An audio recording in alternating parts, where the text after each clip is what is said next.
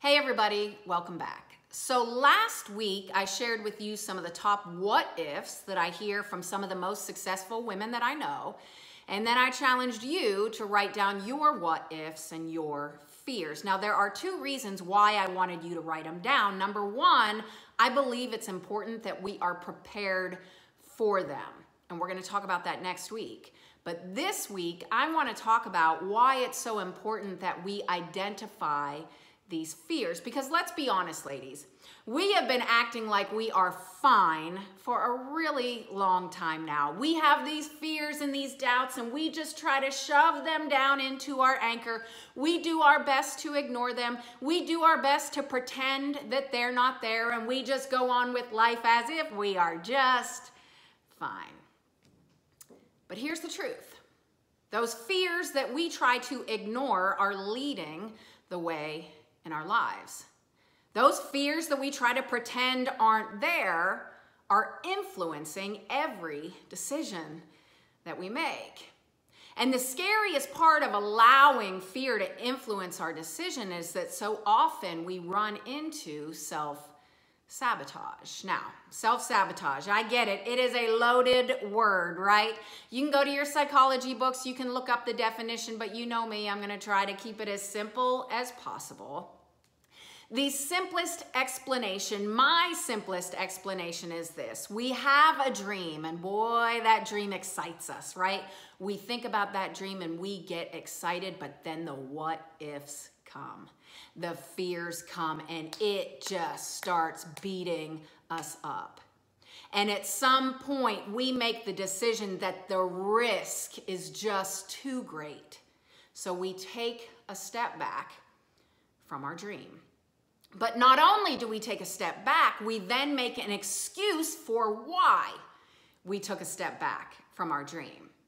And let's be honest, we know that excuse that we make doesn't feel right. Like down deep, we know it doesn't feel right, but boy, we will stick to that excuse, right?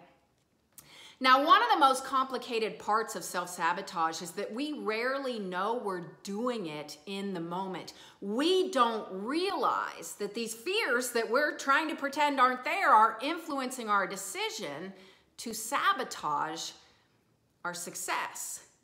It isn't until, a little bit down the road that we can look back at that moment and fear isn't beating us up anymore, so we can see a little clearer, right?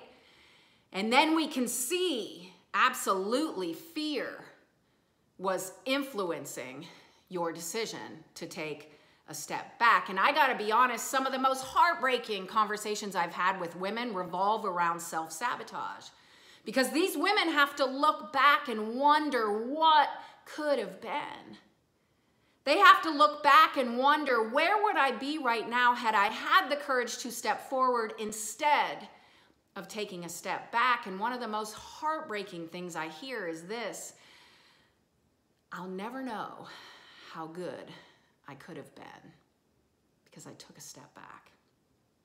Now, I want to share an example of self-sabotage from my own life. Now, when I was the head coach at the University of Miami, I used to do some speaking engagements, and I knew full well I wanted to speak. I absolutely loved it. It was for sure my passion. Well, I end up getting a message from the chaplain of the WNBA team in Atlanta, the Atlanta Dream, and she knew I was going to be in Atlanta in a couple of weeks, so she asked me if I would speak to the teams before they went out onto the court, a little inspirational talk before the game. And so when I got the message, I'm like, oh my gosh, what a dream come true. I would absolutely love to do this. But then the what ifs came. The fear came and it started beating me up. What if I fail miserably? What if they look at me like, who is this swim coach? We're basketball players, right? I mean, what if I embarrass myself? Every worst case scenario was going through my mind, and at some point the risk just became too great. Now, it just so happens that my sister-in-law's mother was having a birthday party that same weekend. There's my excuse, right?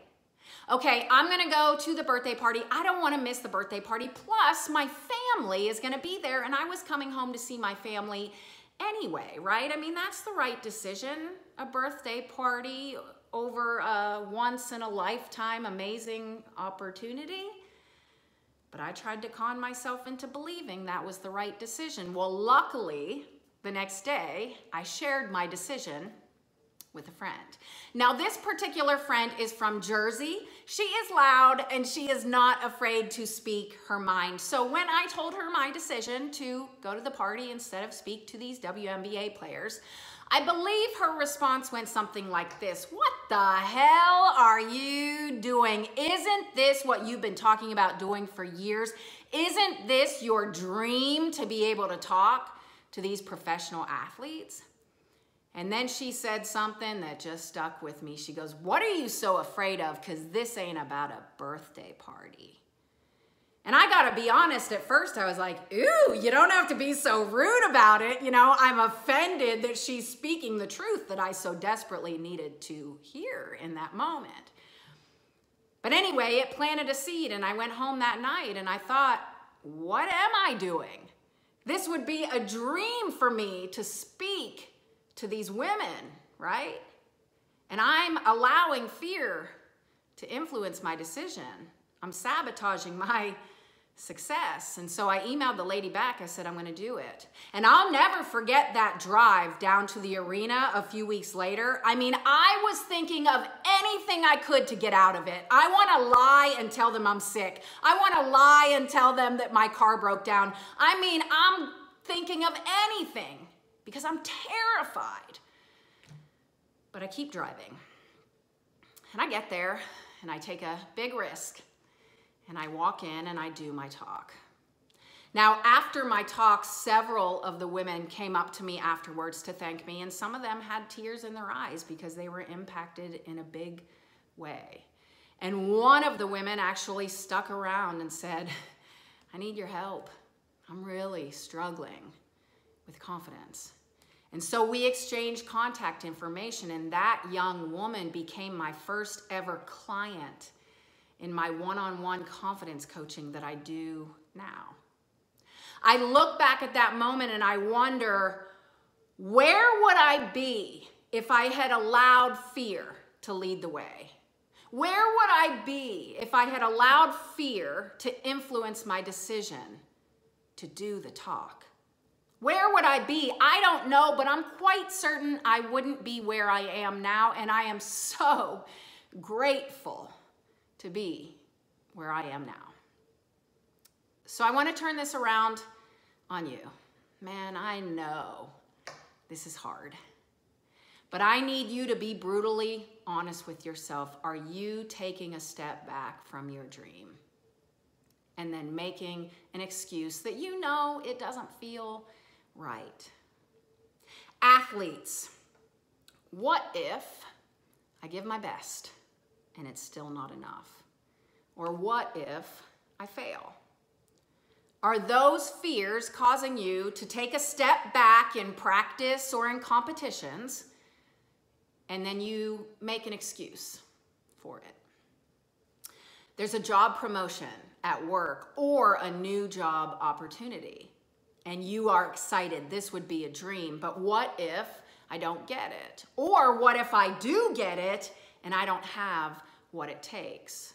Are those fears causing you to take a step back from your dream, and then you make an excuse for not going for it? Students, you have a dream school and you want to apply to this dream school, but what if I don't get in? Ooh, that's too big a risk. So I'm not even going to apply. I'm going to take a step back and then make an excuse for why I didn't apply. Single ladies that might be in an unhealthy relationship, you know full well you shouldn't be in it.